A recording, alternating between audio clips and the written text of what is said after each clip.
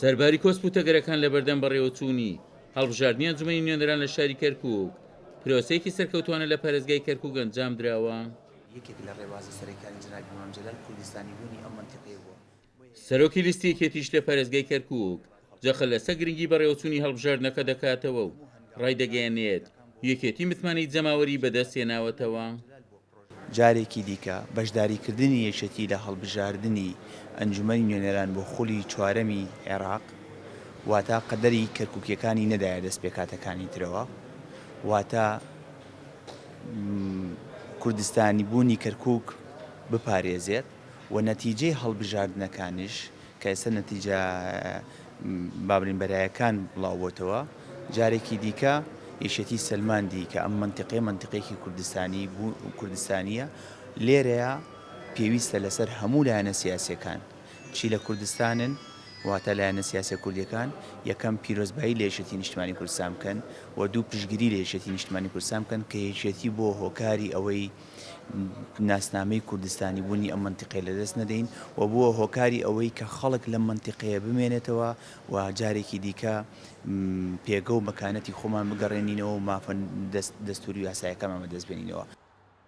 چاودێرانی سیاسی و مامۆستایانی زانکۆش لە کەرکووک ڕایدەگەیەنن سەرباری پلانی ناحەزان و نێرانی کورد یەکێتی لە شاری کەرکووک توانیوێتی متمانی جەماوەرەکەی بەدەست بێنێتەوە.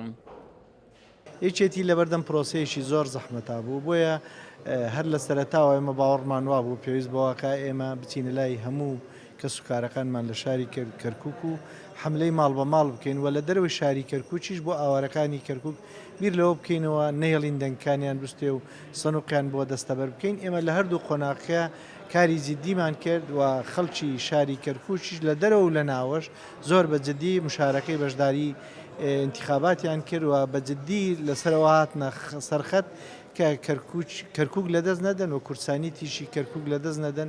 بۆیە توانیمان بەم بەرنامەیە سەرکەوتنی باش بەدەستبێنین.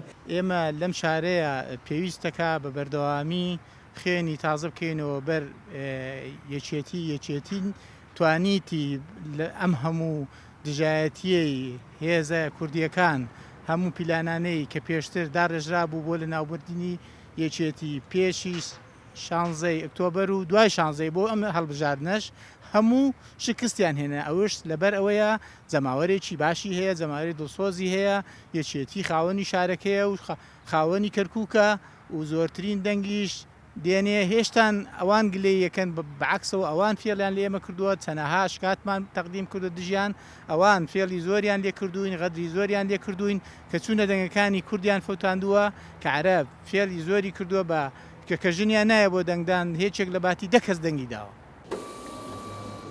ئەگەرچی لەم هەڵبژاردنەدا کورسیەکانی کورد لە کەرکووک بە بەراورد لەگەڵ هەڵبژاردننی 2014 کەمی کردووە، بەڵام خودی سەرکەوتنی پرۆسەکە لە کەرکووک و دەستەبەرکردنی یەکەمی پارێزگاکە لەلایەن یەکێتی نیشتیمانی کوردستانەوە پەرۆشی کەرکووکیەکانی بۆ یەکێتی سەلماندەوە و ناسنامەی کوردستانی بوونی شارەکەشی دووپات کردەوە. عومەر غەریب، کورسات نیوز، کەرکووک.